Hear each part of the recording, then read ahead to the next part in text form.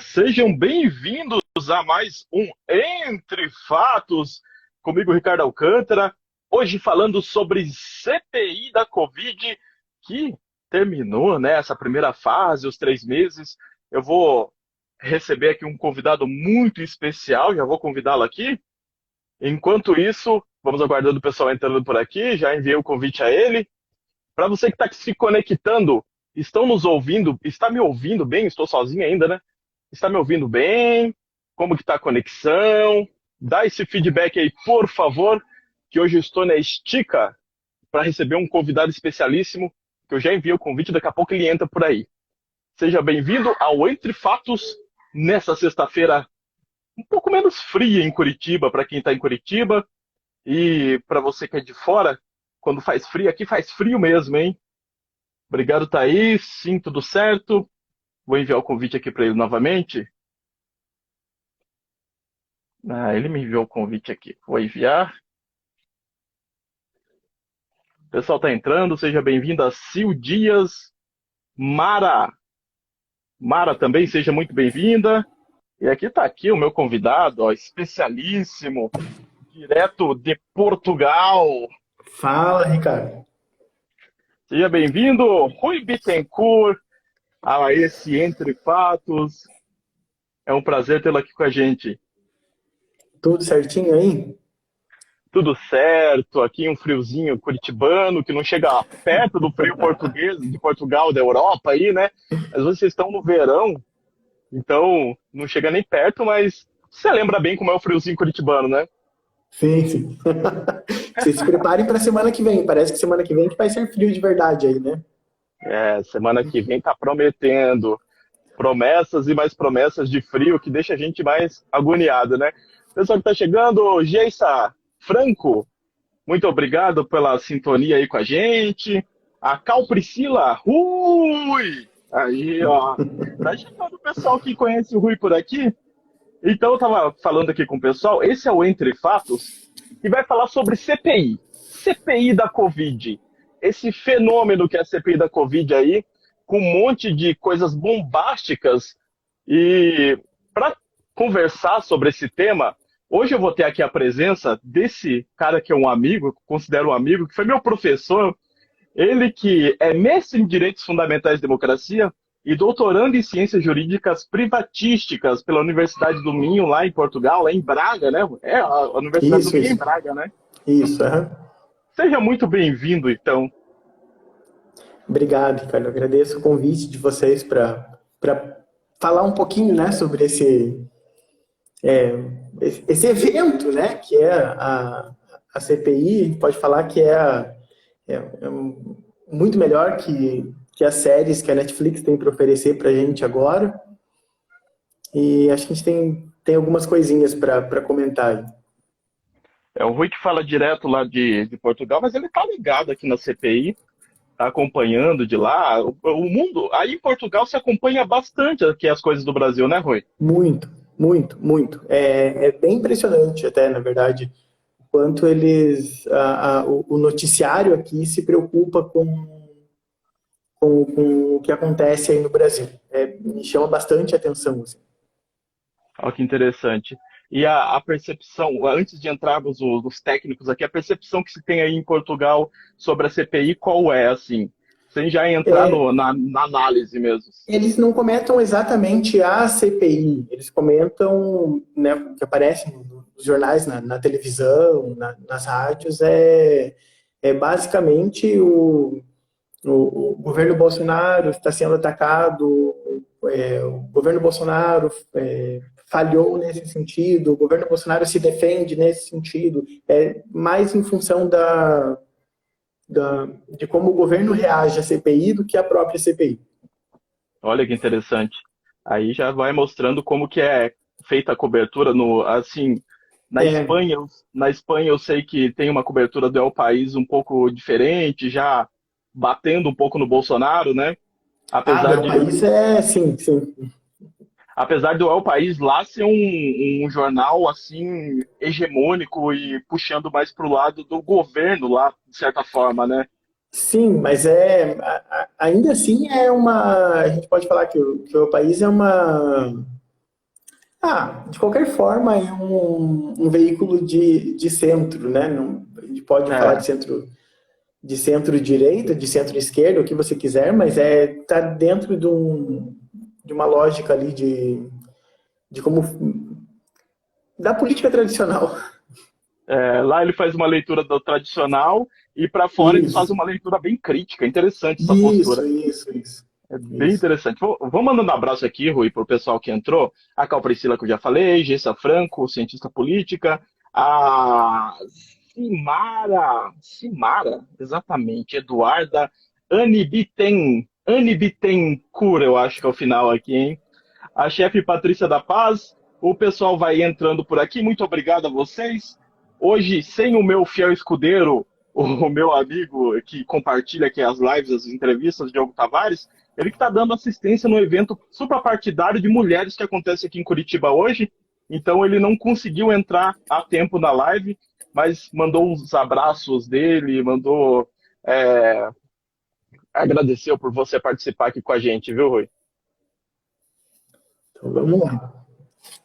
Então, começando aqui, ó, falando de CPI, com esse cara que sabe tudo que está acompanhando lá, vamos dar aqui, ó, uma introduçãozinha. No dia 8 de abril, o ministro Luiz Roberto Barroso determinou que o Senado abrisse, instalasse a comissão parlamentar de inquérito para apurar as eventuais omissões do governo federal no enfrentamento à pandemia de Covid-19 aqui no Brasil.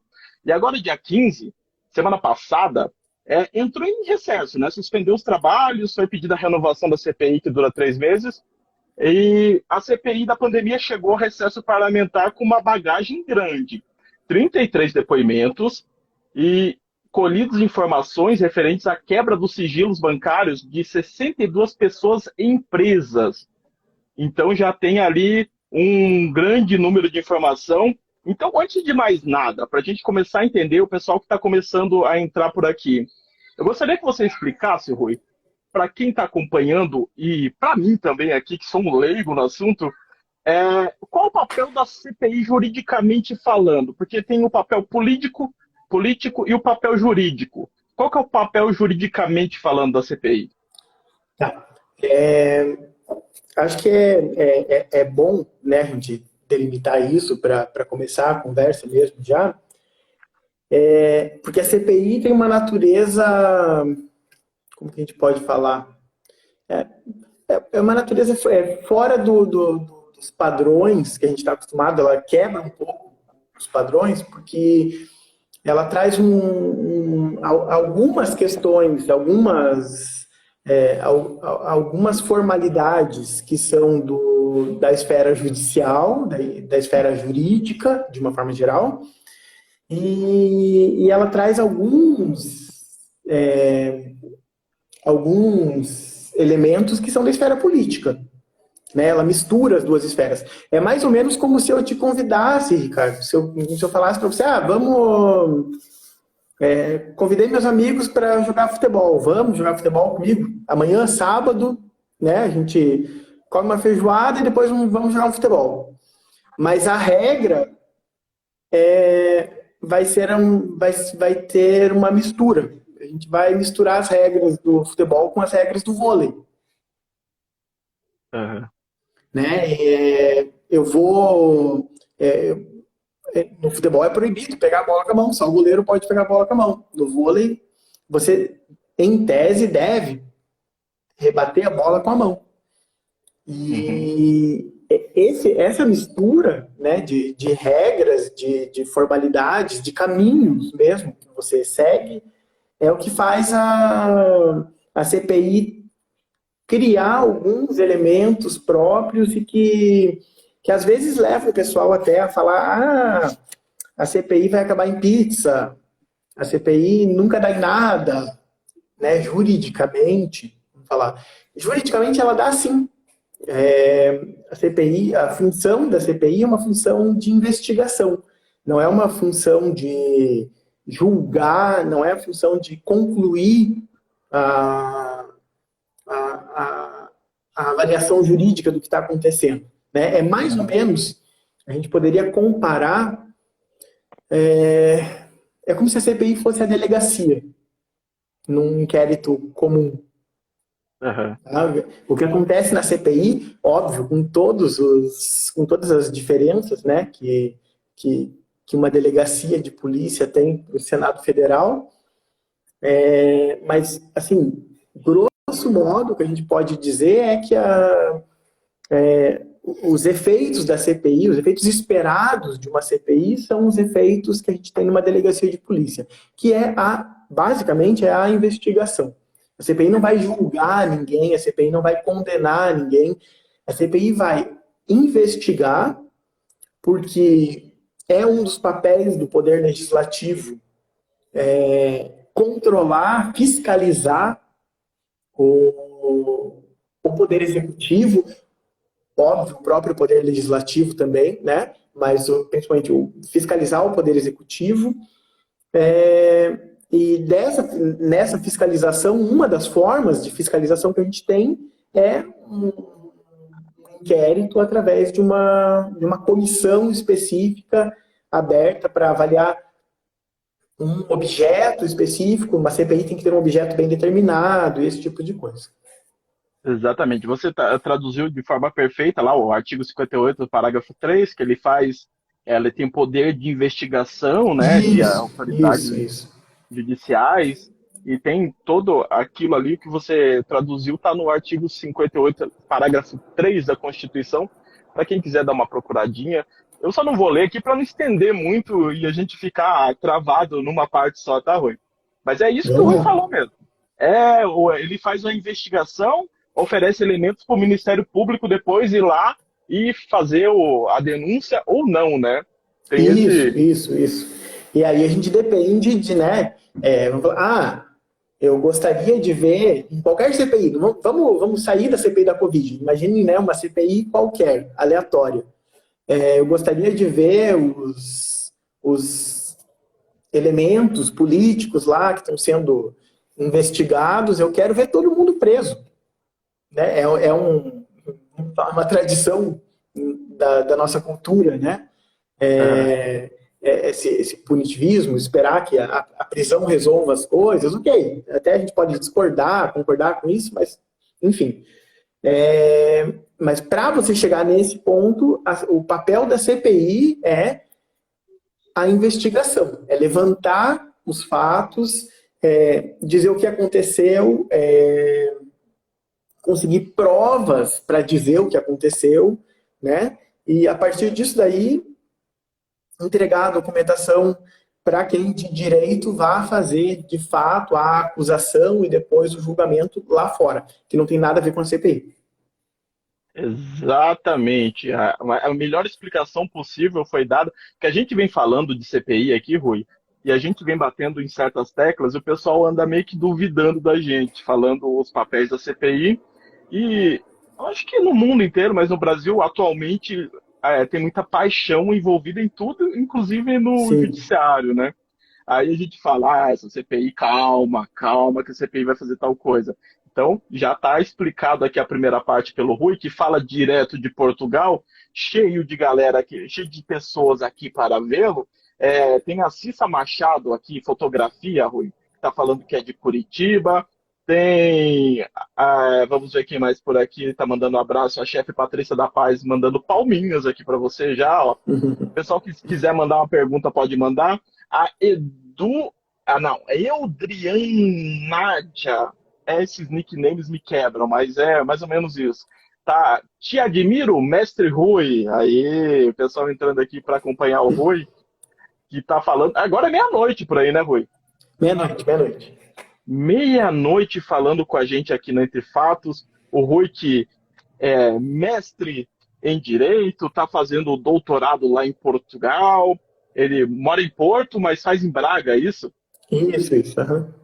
É uma distância do quê? De uns 100 quilômetros, hein? 50 minutos. 50 minutos. 50 minutinhos ali, já está lá estudando, se aperfeiçoando profissionalmente. Pô, então vamos entrar aqui na parte que a gente estava falando de provas, e aqui na CPI a gente já teve uma movimentação muito grande nesses 3 primeiros meses, que seria o limite, né? Mas vamos colocar como 3 Primeira primeiros temporada. meses, porque vai... Isso, porque vai renovar a temporada. A TV Sim, Senado já renovou essa temporada aí. Tivemos Mandetta criticando o Bolsonaro e afirmando que o presidente teve uma postura negacionista e tomou decisões ignorando a ciência e as informações prestadas pelo Ministério, mesmo com alerta que poderiam levar a milhares de mortes. Tivemos o presidente da Anvisa confirmando a tentativa do governo de mudar a bula da cloroquina, que é um remédio que já foi confirmado que tem ineficácia. A gente tinha o costume de falar que não tinha eficácia comprovada. Não, ele tem isso, ineficácia comprovada. A cloroquina isso. não funciona para a Covid. Tivemos a Pfizer falando que o governo rejeitou 70 milhões de doses e ignorou um monte de e-mail, né? Ignorou uma montoeira de e-mail. Tivemos o Pazuello protegendo o Bolsonaro e fazendo depoimento cheio de contradições. Tivemos a Capitã Cloroquina. Só o fato de ter uma Capitã Cloroquina já é bizarro, mas que é a secretária de Sim, Gestão de Trabalho da Educação e esdrúxulo. Saúde é esdrúxulo, admitindo-se autora de áudios com notícias falsas sobre a Covid. O Instituto Butantan falando que o governo rejeitou suas vacinas. Tivemos informações do gabinete paralelo e possíveis fraudes na tentativa de comprar vacinas que está estourando agora. Ou seja, tivemos muita coisa. Avaliando tudo isso, ou quiser avaliar ponto por ponto, você que escolhe, Ah, do que foi dito e como foi dito na CPI até agora, qual é o potencial dessas informações levantadas pela CPI? tá, vamos lá. Primeiro a gente tem que, para a gente falar do potencial, né, do que a gente pode esperar da CPI, a gente tem que, de volta, né, imaginar qual é o papel da CPI. E aqui, então, vamos imaginar o papel que foi sonhado na lei, que é esse papel investigativo, o papel de um inquérito que vai levantar fatos, vai levantar provas e que depois, lá fora da CPI, né, isso vai ser analisado e julgado.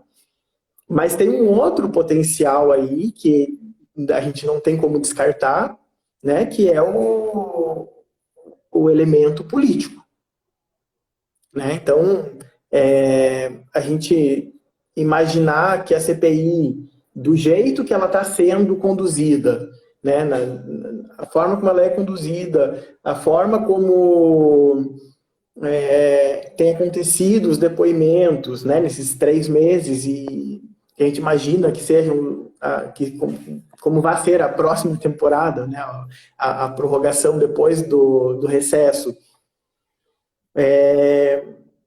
Me parece que o efeito político é um pouco mais palpável, é um pouco mais sólido, a gente pode imaginar hoje, do que o efeito jurídico.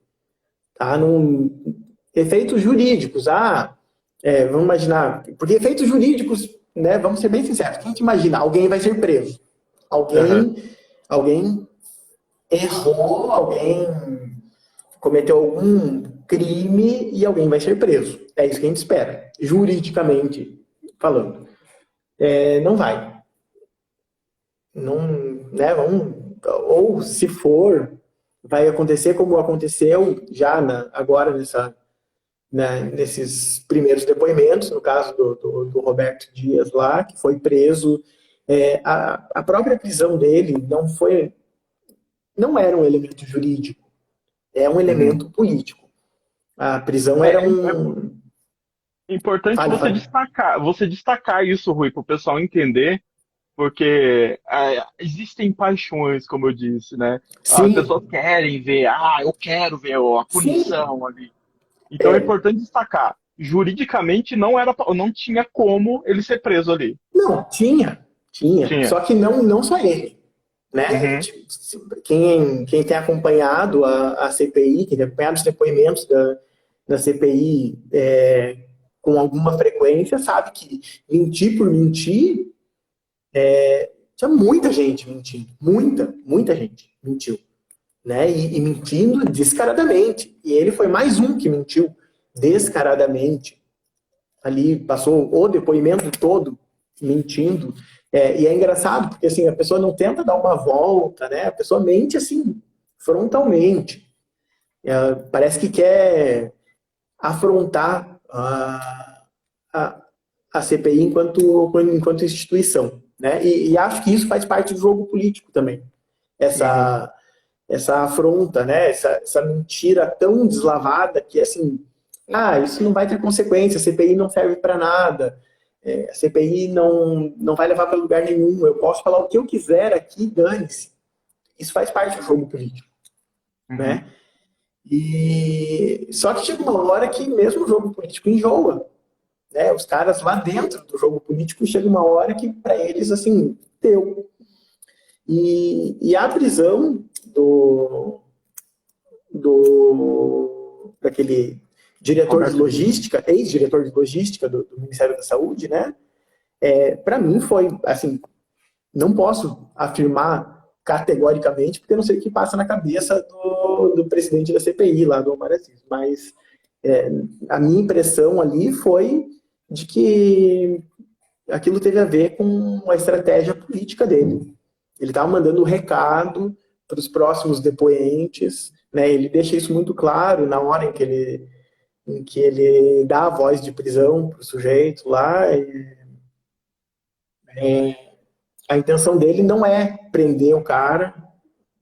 Na verdade, ele não está nem aí pro cara. O cara é um Zé Ruela dentro do esquema, né? Ele está mais preocupado em mandar um recado para quem vai aparecer depois ali. Exatamente. Né, que a gente pode falar, né? Que, no fundo, agora está bem claro, ele está mandando um recado para o Ricardo Barros, que vai aparecer ali, vai depor ali depois. Né? Então, quando a gente fala do que esperar da CPI, o que eu espero, bem honestamente, o que eu espero pessoalmente da CPI é que a gente entenda o que está acontecendo, que a gente consiga, ou melhor, que a gente entenda o que todo mundo sabe, né? Que é uma coisa que todo mundo sabe, que tem alguma coisa estranha, que a gestão do combate à pandemia foi uma coisa bizarra, e a gente quer saber o que aconteceu, por que foi dessa forma, né? E basicamente acho que é isso que a gente pode esperar. Aí, se isso vai levar a processos criminais, se isso vai levar alguém a ser preso, se isso vai derrubar ministros, aí a gente tem que esperar a segunda temporada acontecer. Vamos falando aqui quem está entrando. Eu vi uma pergunta aqui, deixa eu recuperar.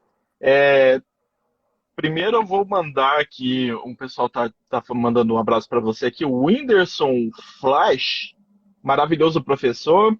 A Aline Santos, saudades das suas aulas, Rui, das aulas do Rui. Aí, o pessoal com saudades das aulas. Eu também tenho muita saudades das aulas, aprendi muito. Temos aqui também a Thaís Levix, espero ter acertado. Ela fala, Rui, ao final, os membros da CPI vão votar sobre o relatório ou eles só estão lá para ajudar na instrução? Se eles vão votar, o que ocorre se for rejeitado o relatório do relator? É votado o relatório. Mas não tem uma consequência. Eles, na verdade, podem criar um relatório paralelo. Aí tem... só para porque, assim, julgar. Na verdade, o papel do relator, o papel que é o papel do Renan Calheiros hoje lá, né, é o papel mais, que eu considero o de maior destaque na CPI, o papel, vamos dizer a verdade, né, é o papel que mais atrai a atenção do público. Porque ele tem alguma autonomia para trabalhar, uma autonomia maior do que a dos outros membros. E no fundo, todos os outros membros estão trabalhando para convencer ele de alguma coisa, para ele incluir isso no relatório. A ideia é que o relatório seja a representação do que foi a CPI. Não é sempre que isso acontece. Não é em toda a CPI que o relatório é uma representação do que aconteceu lá durante o período da investigação, né? E aí a gente vai ver votações que aprovam ou não aprovam o relatório. Mas, de uma forma geral, a intenção do relatório é que a maioria da CPI esteja representada. E se a maioria está representada, esse relatório vai ser aprovado. O caminho desse relatório depois, só para já dar o serviço completo aí para a galera, é Ministério Público Federal. Isso. E dependendo, né, dos investigados, a gente vai para as esferas específicas dentro do Ministério Público que vai trabalhar com os fatos e as provas que a gente levantou durante a CPI. Esse, dependendo dos investigados, a gente já chega aí numa parte bem específica. Tá vendo? Temos aqui a Simone Schautel. Eu não sei dizer seu nome, minha amiga, mas ela está dizendo aqui, saudades, professor, faz muita falta por aqui. Eu vou convidando o pessoal aqui que entrou por sua causa, Rui, a acompanhar o Diário de Curitiba aqui no Instagram. Se você ainda não segue, por favor, siga. Tem que seguir o Diário de Curitiba, sim. Que inclusive temos ele aqui, ó, Rui Bittencourt, como colunista do Diário de Curitiba. Isso. Então, você tá com saudade. Tem dívida. Inclusive, se estão com saudade, vão lá no diariodecuritiba.com e leiam o Rui Bittencourt para matar um pouco da saudade, né, Rui? Isso. Feito esse jabazinho aqui, ó, vamos entrar numa outra parte. Ó, comecei a seguir por causa dele. Ah, legal, a Cal Priscila aqui, ó, começou a seguir por causa de você, Rui. Já temos um efeito aqui já, ó. Estávamos falando aqui sobre o que já foi feito pela CPI, o que a gente já teve de barulho, e na prática, assim, Rui, tem muita gente esperando, grande parte da população, de acordo com pesquisas, esperando que o Bolsonaro seja, de certa forma, responsabilizado por atos na pandemia. Vamos começar aqui pelo Mandetta. O Mandetta criticou, falou que o presidente teve uma postura negacionista, tomou decisões ignorando a ciência, e mesmo com alertas de que poderia levar a milhares de mortes. Na letra fria da lei, isso aqui de informação que a CPI teve, pode incriminar Bolsonaro? Para a gente começar a colocar na letra fria da lei as coisas aqui. Tá, assim, hoje o Bolsonaro não é, né, um dos investigados formais, pelo menos, da CPI. A gente tem uma relação, tem até aqui, ó, 1, 2, 3, 4, 5, 6, 7, 8, 9, 10, 11, 12. A gente tem 13 investigados formais e, obviamente, como isso não apareceu em nenhum momento como um grande barulho, o Bolsonaro não é um deles. Eu imagino que, pela questão política, como eu falei, né, pelo papel político que a CPI desempenha, eu imagino que seja difícil que eles estejam buscando o Bolsonaro como responsável por alguma coisa, ou que vai ser responsabilizado por alguma coisa, mesmo que, enfim, né, se a gente for adotar as teorias do direito que foram adotadas nos últimos anos no Brasil, a gente poderia trabalhar com essa ideia. Mas eu imagino que ele não é o foco da CPI. Eu acho que a ideia deles agora é atacar o Bolsonaro, de certa forma, né, deles que eu falo, o relator, o presidente, o vice-presidente, né, vamos dizer, um dos lados da CPI. Mas a ideia é que eles sangrem um pouco. E isso vai acontecer, invariavelmente. A gente pode dizer que isso é um resultado que a CPI já alcançou. É positivo, é negativo? Aí depende de quem está ouvindo, né? Depende da opinião política da pessoa, porque a gente está falando de uma questão política, não jurídica. Mas me parece que, politicamente, a intenção aí não é exatamente atacar o Bolsonaro de frente. É fazer com que eles sofram os efeitos disso nos próximos meses, né? E que o ano que vem, que a gente tem eleição, ele sinta os efeitos do que está acontecendo agora.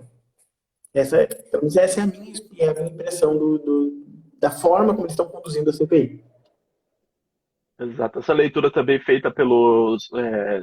A gente andava falando, como eu havia dito aqui para você, com outras pessoas, com cientistas políticos, para analisar a parte política, e eles analisavam exatamente isso: a fritura, a possível fritura do Bolsonaro É, para poder sangrar, como você bem diz, e eu deixar acho que ele ali. a gente pode dizer assim, ó, sendo bem direto, para o pessoal que espera algum resultado, falar, eu espero um resultado da CPI. A gente pode dizer que se a gente tiver eleições no ano que vem, já é um resultado da CPI. Exatamente. Que a gente tem analisado aqui que muitas coisas vai mais. Essa é a leitura minha como leigo, como eu te disse, Rui. Eu não sei se. E você pode dizer também. A maioria das coisas que a gente falou aqui aparenta para mim, lendo assim de forma sem ter os recursos que você e o pessoal de direito tem, é que são coisas mais de incompetência da parte dele. Crime assim, por enquanto, só aquele de prevaricação seria na letra da lei Sim, prevaricação. sim, mas perceba uma coisa, Ricardo, que é importante aqui, acho que é a gente fazer essa distinção. O crime, a palavra crime, a gente tem a prevaricação, pode ter, não estou falando que a gente pode ter a É possível. prevaricação, né? É Aham. possível que a gente tenha a prevaricação naquele caso de alguém ter, né, levado para ele a informação e ele não fez nada, ok, isso é um ponto.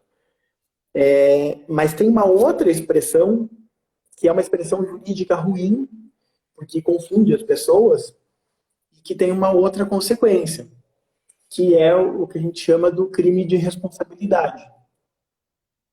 Crime de responsabilidade não é crime. Normalmente, o que a gente chama de crime de responsabilidade não está atrelado a uma conduta criminalizada, não está atrelado vamos falar diretamente, né, o caso do presidente cometer um ato que é tipificado no Código Penal. Crime de responsabilidade tem muito mais a ver com isso que você falou, com a questão da má gestão, né? No caso dele, a gente pode falar de uma não gestão, praticamente. É, mas o Igor está falando que a gente tem indícios de crimes contra a saúde. E sim, a gente tem, mas eu acho que é muito mais difícil a gente trabalhar com essa parte criminal, com os crimes propriamente ditos, que ele pode ter cometido. Ah, desculpa, Ricardo, eu vou falar abertamente que a gente sabe que em alguns momentos foram cometidos, né, não vou falar quais, enfim, para não levar isso para frente aqui, mas que não, esse ponto é mais difícil de a gente ver algum resultado. Acho que se a gente tiver algum resultado nesse sentido que a gente espera, né, de ver o topo da cadeia alimentar, né, sofrendo alguma consequência, a gente está falando dos crimes de responsabilidade, que não são necessariamente crimes. Por isso que eu digo que a palavra é infeliz. Né? A expressão jurídica escolhida é infeliz. Não são crimes de responsabilidade. São atos lesivos baseados na gestão da coisa pública pelo responsável pelo Poder Executivo. Né? A gente pode Exatamente. lembrar, é fácil, né? Vamos falar, qual foi o crime cometido pela Dilma para ela sofrer impeachment? Crime que está lá tipificado no Código Penal, nenhum. Né? É uma questão de administração. E aí a gente pode, aí fica bem mais claro, né, que a gente tem consequências dentro do que está sendo investigado pela CPI. E tanto que a pedalada fiscal na época nem se enquadrava no crime de responsabilidade, depois foi mudada, aí tem toda aquela É, discussão também, né? isso, mas enfim, nem vamos, né, aprofundar a questão da gente pode falar um dia só sobre isso, se quiser. Vou adorar. Mas a questão que o que a gente chama de crime de responsabilidade, que é um dos requisitos para o impeachment, né, vamos falar bem claramente aqui, a gente não está falando de crime, a gente não está falando da seara criminal do direito, a gente está falando de questões administrativas mesmo. Exatamente. Vou mandando um abraço aqui, Rui, para a galera que está entrando. Alexia333, eu amo estudar. Cecília Que bom que você me Pereira, estudar. isso é muito bom, amo estudar sempre. Cecília Pereira, Edu King, Rafa Kalimann Forever. Aqui deve ser algum fã da Rafa Kalimann.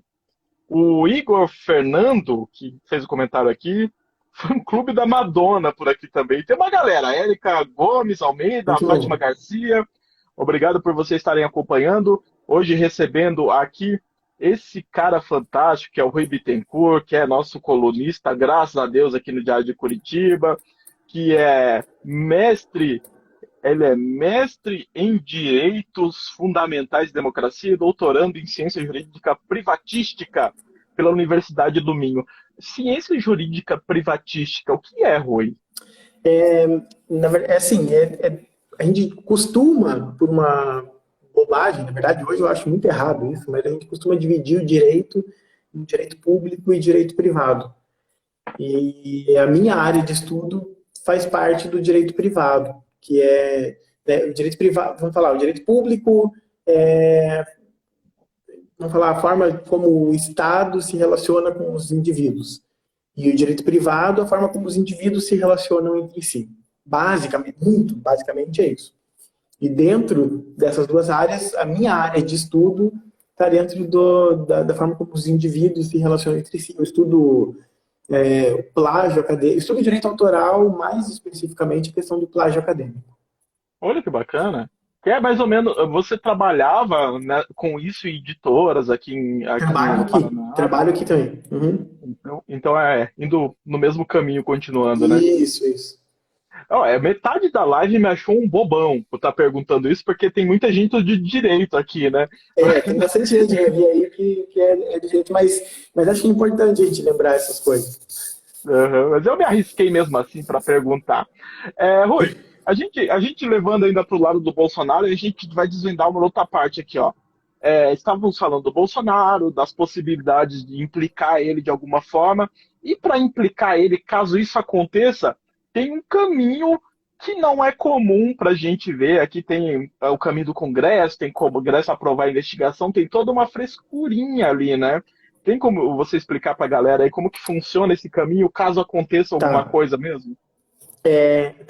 No fundo, assim, não é para a gente colocar o Bolsonaro dentro da CPI, tirando o custo político que isso tem, né? Tem um custo político alto, e acho que pouca gente ali dentro está disposta a, a pagar esse preço político.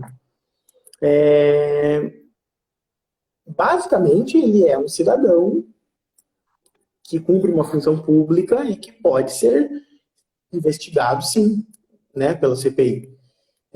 Pode, inclusive, ser chamado para depor, né, mas também, como qualquer cidadão, ele pode buscar o judiciário para dizer que o depoimento dele não se justifica, que o pedido é infundado, que aquilo vai, de alguma forma, prejudicar ele. Enfim, né, ele pode pedir a proteção do judiciário para não depor. Mas ele pode, inclusive, ser convocado para depor, pode ser listado como investigado. Para ele ser investigado, a gente falou, tem uma frescurinha, né? Tem um caminho específico que a gente vai seguir, que basicamente, a gente, assim, a CPI tem um grau de autonomia, tá? E é um grau de autonomia que já foi maior, é um grau de autonomia que foi sendo reduzido com o passar dos anos, na verdade, com o passar das CPIs, né? Quando as pessoas questionam a forma de agir das CPIs no judiciário, isso vai estabelecendo margens e limites para como a CPI trabalha. E a gente tem como um dos limites, né, para a CPI trabalhar como a gente vai chegar a declarar o presidente como um investigado. Tá? E daqui, o que a gente precisa para isso? Na verdade, a gente precisa, basicamente, a gente precisa de vontade política. Né? E como eu te disse antes, não me parece que seja o caso, em nenhum momento, a gente tenha vontade política de incluir o presidente ou gente mais próxima dele como investigado. Acho que o mais próximo que a gente chega, vendo a lista dos investigados aqui, seria dois ministros da saúde, né? Já é uma loucura a gente ter dois ministros da saúde durante uma situação dessas, mas que é o Pazuello e o atual ministro da saúde, o Marcelo Queiroga. Desses dois... Deu uma pequena travada. Voltou. Oi? Voltou. Deu uma pequena travadinha, mas voltou. Ah, tá. O fato desses dois, que são, assim, dizer, figuras próximas à presidência, estarem na lista de investigados, eu acho que já é bastante sintomático dos caminhos que a CPI está seguindo. Eu acho que vamos dizer assim, eu acho que é o topo do que a gente vai chegar dentro da CPI. A não ser que, né, nessa prorrogação agora nos próximos 3 meses, apareça alguma coisa muito absurda, assim, muito descarada. Aí a gente pode imaginar que aconteça alguma coisa com alguém, com o próprio presidente ou com alguém mais próximo dele do que os ministros, sei lá, os filhos dele, por exemplo, né? Mas aí tem que ser assim, vai ter que ser uma coisa assim, não tenha como alguém falar contra. Antes disso, não vai acontecer. Uma coisa que se discute muito aqui é a previsão da convocação de governadores e do próprio presidente. Existe essa previsão na lei?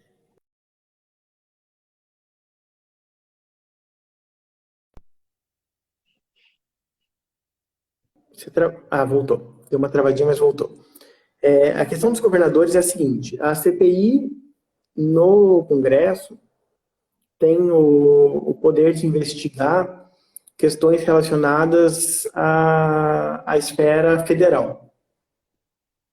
Tá? Então, para a gente falar em governadores na CPI, a gente tem que falar de aplicação direta de dinheiro federal nos estados. E que tenha sido administrada pelos governadores. É muito difícil isso aí. Tá? Mas por que eles falam o tempo todo? Por que os senadores governistas falam o tempo todo? Tem que chamar o senador, tem que chamar os governadores, tem que chamar os governadores. Na verdade, eles estão ali cumprindo papel. O papel deles ali é esse. Parece pra gente, né, que está assistindo os depoimentos e aquela coisa toda, parece uma coisa repetitiva, porque eles falam disso todos os dias, mais de uma vez por dia, eles levantam essa questão. E se você prestar bem atenção no cenário ali em volta, você vai ver que os outros senadores, quando um cara está falando disso, os outros senadores não estão nem olhando. Estão dando a mínima para aquilo. Porque eles sabem que aquilo não tem a ver com a CPI. Aquilo é feito para gerar vídeo, é a questão política de volta, né? É para gerar vídeo, para o cara colocar no WhatsApp, para mandar para a base dele. Então, a assessoria vai editar aquela pergunta. E isso não é feito só nessa questão dos governadores, né? Isso é feito em vários momentos da CPI, quando a gente vê os senadores fazendo algumas perguntas que a gente sabe que são perguntas retóricas, que são perguntas que não vão levar a nada, né? Que aquilo ali já, às vezes o depoente está lá falando, a gente sabe que vai ficar patinando aquele negócio o resto da tarde, não vai levar a lugar nenhum, e os caras continuam insistindo, às vezes, nas mesmas perguntas. Aquilo é produção de material para as redes sociais, aquilo né, é um outro trabalho que não tem a ver com a CPI propriamente dita, mas que para eles é importante. Né? Tem gente ali, por exemplo, o senador Girão é senador em primeiro mandato, ele tem que conquistar o espaço dele na casa. Tem gente que está ali tentando garantir a vaga no Senado ano que vem, porque ano que vem tem eleição e, né, não é todo mundo que tem 4 anos para frente garantidos. Tem gente que ano que vem já tem eleição. Então, não é necessariamente, né, tudo que está rolando ali que tem a ver com a investigação. Tem muita coisa que está rolando ali que tem a ver com política. Tem a ver com a política do dia a dia, né? Aquela política de cargos, de verbas, de reeleição, enfim. Então, tem isso acontecendo ali naquele palco ao mesmo tempo. Então, a gente tem que separar o que é CPI mesmo, né, do que é teatro que está acontecendo ali. Não que a própria CPI não seja um teatro, ela é. Né? Tudo que tudo que passa por essa esfera política é, de uma certa forma, um teatro. Mas tem um outro, vamos dizer, tem uma outra peça passando ali ao mesmo tempo nesse teatro. Exatamente. Isso é bom também para a gente refletir, aqui, ajudar o pessoal a refletir, porque, como eu já disse no começo, tem muitas pessoas ansiosas, com bastante expectativa no desfecho da CPI, e o pessoal que vai assistindo depois no IGTV, aqui tem uma galera do direito, obrigado, a galera tá massa aqui hoje, e o pessoal que vai chegar depois vai ver no IGTV vai tirar essas dúvidas que são técnicas, mas eu acho que vai ajudar bastante gente por aqui, hein, Rui? Uma coisa que eu acho que é importante a gente falar, que eu acho que tem muita gente que eu converso não tem percebido isso mais apropriadamente, quais são as linhas de investigação da CPI, né? Exato. A gente tem a CPI começou com uma linha muito específica de investigação, né? Que durou o primeiro mês, vamos dizer, 1 mês e meio, quase 2 meses, que foi a questão existe um gabinete paralelo, esse gabinete preferia indicar a cloroquina no lugar da vacina e não sei o quê. E tudo isso, no fundo, agora ficou para trás. Isso não existe mais. Né? Ou melhor, não existe mais, mas já causou um estrago. Né? Isso já teve seus efeitos. Isso tem que ser investigado pela CPI. Mas o próprio governo já abandonou esse modelo, né, de trabalhar com o combate à pandemia. Inclusive, especificamente, né, nessa última semana, quando o Bolsonaro estava no hospital, saiu uma nota do Ministério da Saúde, eu acho que esperaram ele estar no hospital para soltar essa nota, dizendo que efetivamente a cloroquina não tem efeito nenhum, a ivermectina não produziu nenhum efeito que seja considerável, então não deve ser aplicada. Então, toda aquela bandeira que eles passaram 2020 inteiro falando, morreu. Tudo aquilo ali já morreu. Eles já anunciaram que isso morreu. Isso acabou. Tá? Então, eles abriram mão disso. A questão se foca agora, né, que a gente vai centrar a investigação em como foram feitas as negociações pelas vacinas. O governo diz hoje, a propaganda do governo diz que é um governo que quer comprar todas as vacinas do mundo, tudo que tiver de vacina interessa para o governo, queremos vacina, mas isso a gente tem requisitos, né, para você comprar essa vacina. A gente não compra vacina na esquina, né? A gente não compra vacina no terminal de ônibus. Eu não posso comprar vacina, você não pode comprar vacina. Quem pode comprar vacina são os governos, em especial o governo federal, né?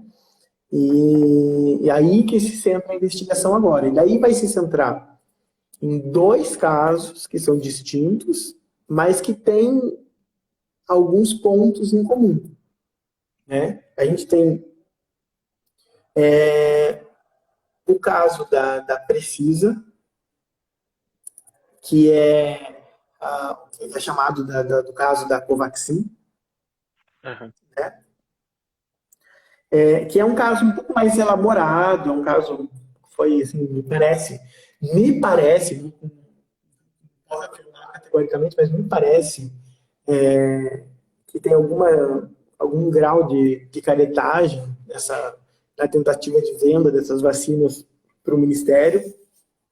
Vamos ver como que a investigação vai tratar isso, né? Mas me parece, depois de ver os depoimentos e depois de ver algumas outras provas, por exemplo, documentos. Aliás, saiu hoje, inclusive, né? Saiu hoje à tarde, o laboratório lá da Índia falou que rompeu o contrato com a Precisa, porque a Precisa falsificou documentos do laboratório da Índia. E é uma falsificação tosca, grosseira, né, que foi encontrada.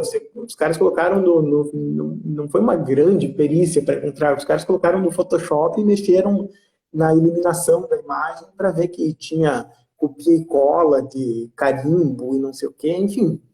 Né, me parece ter um certo nível, pelo menos, aí, de picaretagem nesse esquema, mas é um esquema um pouco mais elaborado, é um esquema que envolvia uma offshore que ia receber o dinheiro, representante no Brasil, o representante do representante, então tinha toda uma cadeia, né, para fechar esse negócio e que poderia ter sido concretizado esse negócio, que me parece que ainda bem que não foi, porque essa empresa é basicamente a mesma empresa que era uma outra empresa chamada Global, que tem outros problemas com o Ministério da Saúde.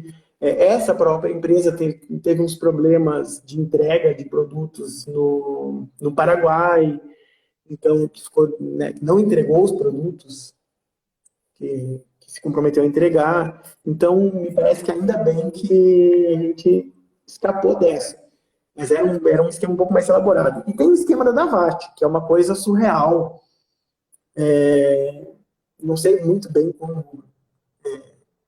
como adjetivar esse esquema, porque a gente tem que pensar que basicamente era um policial militar em horário de folga, fazendo bico, vendendo 400 milhões de doses de uma vacina que não existia. Ou melhor, a vacina existe, as doses não existiam, né? Então, aí um representante do governo querendo cobrar a propina, então me parece que é um malandro tentando passar a perna no outro. É aquela história que falam de que o mal do malandro é achar que só a mãe dele faz filho esperto, né? Então, esse caso da VAT é uma coisa surreal. Esse, assim, a gente poderia falar, só na política brasileira para isso acontecer. Não, nem na política brasileira a gente esperaria uma coisa tão maluca, né, como foi isso, né? De um policial militar encontrar o representante do Ministério da Saúde, e aí o policial militar aparecer na CPI, no momento do depoimento dele, ele falar que ele é o maior especialista em vacinação do Brasil, né? Assim, por favor, não, né? Só não. Esse caso da Davat é surreal. Onde os dois casos se tocam? O caso da Precisa, que é o caso da Covaxin, foi citado o nome do Ricardo Barros pelos depoentes, né, como um dos interessados. Sim. É interessado? Não é interessado? A gente vai saber. Ele vai depor na CPI ainda, o próprio Ricardo Barros vai depor lá. Em algum momento a gente vai ficar sabendo se ele era interessado, se ele tinha alguma vantagem nisso ou não. Fato é que o nome dele foi citado. Ponto. Tá? E no caso da Davat, o Roberto Dias, que é o cara que foi preso, que é, né, o que em tese teria pedido $1 por dose de vacina pro maluco lá que é pro Cabo Dominguete, né? Dominguete. Uhum. Esse cara teria sido indicado pro Ministério da Saúde pelo Lupion e pelo Ricardo Barros. Então, o Ricardo Barros é o ponto de toque entre os dois casos. Existem, né, duas situações em paralelo correndo e a gente tem que ver como que vai, a CPI vai encarar a investigação das duas, como que as duas podem levar a alguma consequência. Exatamente. Ricardo Barros, que é líder em todo o governo que existe quase na Desde democratização. 1500, Ricardo Barros está dentro do governo, né? Exatamente. Ó, a Cal Priscila perguntando aqui qual o critério que a pessoa é convidada ou convocada a comparecer na CPI. Qual que é o critério, afinal, mesmo, Rui? A diferença entre a convocação e o convidado e o critério?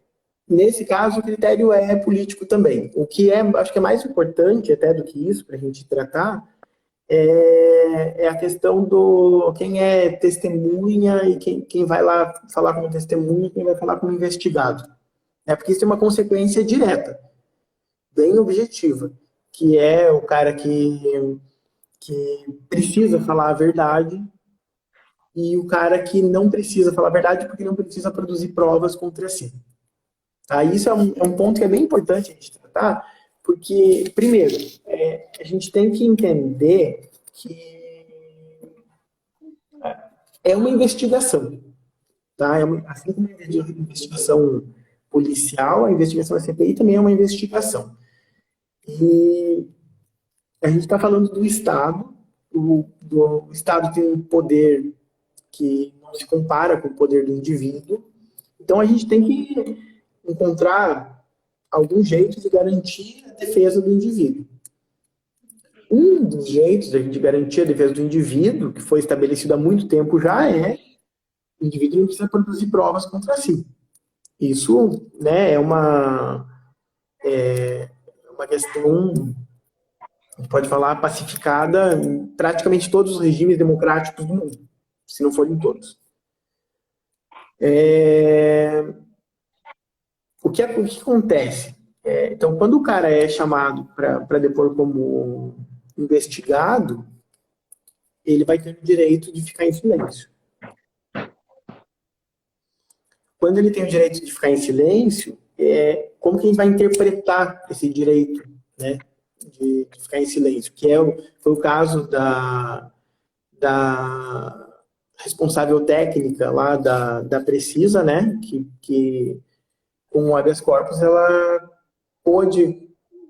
conseguiu a garantia de ficar em silêncio no primeiro dia, daí foi todo aquele rolo, no segundo dia do depoimento dela, ela decidiu falar o tempo todo. Qual que é o limite desse silêncio? O ministro Fux falou que não existe direito absoluto. Ok. Aqui eu vou concordar com ele. Não existe absolutamente nenhum direito que está previsto no nosso ordenamento é absoluto. Mas me parece que tem um equívoco no jeito como a CPI está conduzindo essa história. Tá? Não, quero que eles falem, quero que todo mundo que vai lá abra a boca, seja obrigado a falar tudo que sabe, quero saber tudo. Quero, claro que eu quero. Eu quero. Rui. pessoalmente, né? Mas pensando no Estado, na garantia do Estado de Direito, na nossa democracia, nesse tipo de coisa, né, em como eu acho que as coisas devem funcionar, quem vai dizer o limite do silêncio é a defesa. Quem vai dizer o que pode ou não pode incriminar a pessoa é a defesa. Aí, por exemplo, eu lembro de um determinado momento o senador Omar Aziz falar: você é contratada pela Precisa? E a mulher lá falou: eu vou ficar em silêncio. Daí ele falou: mas nem isso você vai responder? No que isso pode te incriminar? Desculpa, amigo. Quem decide isso é a defesa. A defesa criou uma estratégia e, dependendo do que você falar, para você pode parecer uma bobagem. Mas dentro do jogo que está acontecendo lá, isso pode ser um fato relevante que pode, dentro de outras perguntas, conduzir a uma autoincriminação. Então, quem decide o que é autoincriminação e o que não é a defesa. Tá? Então, aí, nesse ponto, eu acho que a mesa ali da CPI, né, o presidente, o relator, principalmente, que são os dois que acabam conduzindo a coisa, estão agindo de forma equivocada. Na verdade, eles se incomodaram, a gente se incomoda, né? Eu adoraria ouvir, por exemplo, o Carlos Wizard lá, que não respondeu nenhuma pergunta. Eu acho que ele teria muitas perguntas para responder. Mas quem decide isso, quem decide o que ele vai ou não vai responder é a defesa dele. Mas que absurdo! Aí o cara vai se esconder nesse silêncio. Sim, ele vai se esconder nesse silêncio. É um direito que a gente tem. Pense que você também tem esse direito. E se um dia você fizer alguma coisa errada, você tem esse direito também. E se um cara como o Carlos Wizard não tiver esse direito, você, Zé da esquina, vai ter muito menos. Exatamente. A gente que é ralé perto dessa gente, a gente não vai ter direito nenhum garantido numa investigação se esse tipo de gente que está no andar de cima não tiver. Então, acho que estou defendendo o Carlos Wizard, estou defendendo, seja lá quem for ali dentro da CPI, que pediu habeas corpus para não falar nada, não, quero que todo mundo fale. Mas a defesa vai definir o limite do silêncio. Não é a presidência nem a relatoria da CPI. É mais ou menos, para a gente fazer o paralelo que eu fiz lá no começo, né? É como a gente imaginar que o cara que foi preso por qualquer delito aí na rua, que o delegado vai decidir qual é a extensão do silêncio que ele pode fazer ou não. É porque eles estão ali no papel que é muito mais próximo do papel do delegado. Uhum. Né? Então, você tem o direito a permanecer em silêncio. Ok, eu vou ficar em silêncio. Aproveitando assim o gancho que você falou que não é um direito absoluto, e a gente já está chegando ao final aqui, ó. Agora lá em Portugal, o Rui tá 1h08 da manhã, agora está 9h08 aqui. Você falou que nenhum direito absoluto. Pergunta de leigo que com certeza o pessoal do IGTV e alguns que estão acompanhando faria. Onde que esse silêncio bate numa obstrução de justiça, mas eu já vou perguntando falando que talvez não tenha nada a ver. Você pode fazer essa alegação, tá? De que o silêncio estaria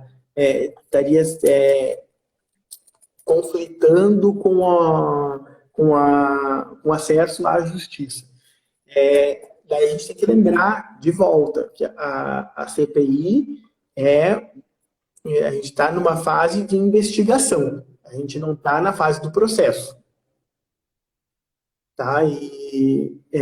Então a gente não tem exatamente uma obstrução da justiça, na verdade a gente não tem a justiça agindo ainda. Tá? Mas ainda que a gente fale, não, mas a CPI tem um papel que é, em alguns momentos, equivalente ao do judiciário. A CPI é um pouco judiciário. Ela tem algumas funções equivalentes à do judiciário. Ok, a CPI é o Estado que se vire para investigar. Tá? É obstrução de justiça não falar? Não. Não falar não pode ser considerado obstrução de justiça. Tá? Você esconder provas, começar a querer mascarar fatos, esse tipo de coisa, isso é obstrução de justiça. Você mentir na CPI é obstrução de justiça. Você pode encarar como obstrução de justiça. A mentira. Né? Uhum. Agora, você falar que vai ficar em silêncio, não. Você está exercendo o seu direito de defesa.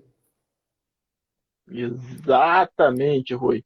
A gente está aqui nessa live que está chegando ao final já, ajudando a modelar aqui o que pode ajudar, ajudando a modelar e a refletir sobre o que pode acontecer nessa CPI, e a gente passou por bastante fases aqui nessa conversa falando sobre, reflitam sobre as perguntas dos senadores, reflitam sobre tudo que está acontecendo. A gente tem que refletir o lado político, como o Rui salientou aqui, que, por exemplo, o Omar Aziz talvez queira se candidatar a governador do Amazonas, tem todo esse lado político.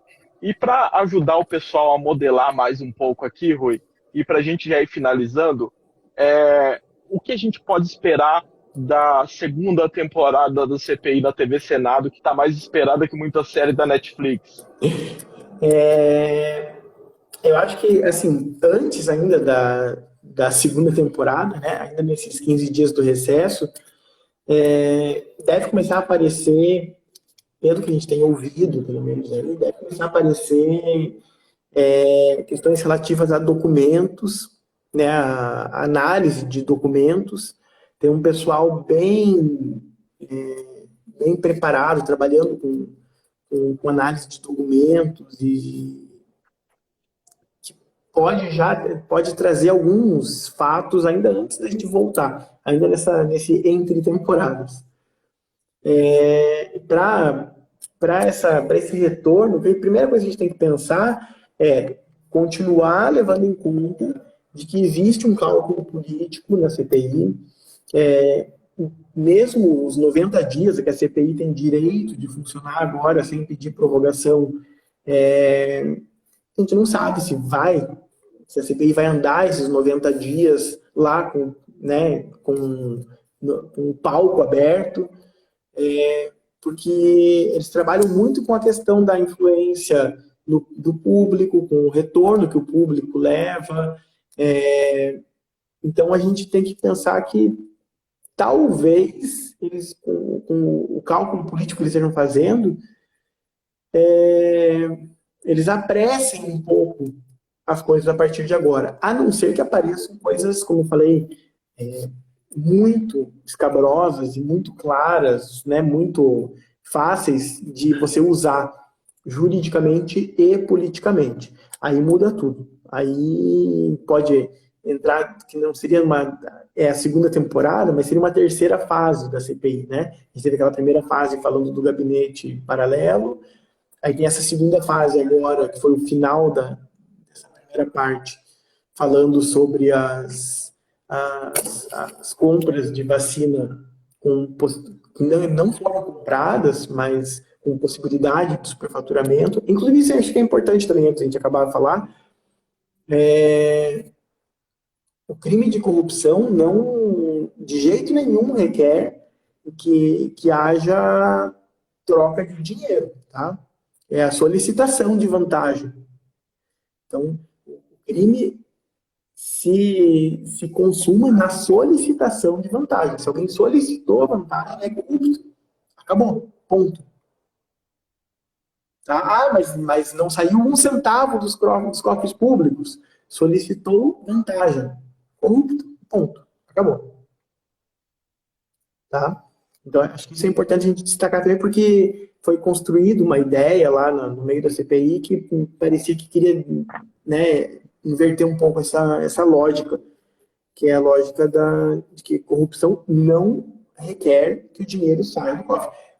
Óbvio que é muito mais grave se o dinheiro sair do cofre. Mas corrupto é quem pede vantagens.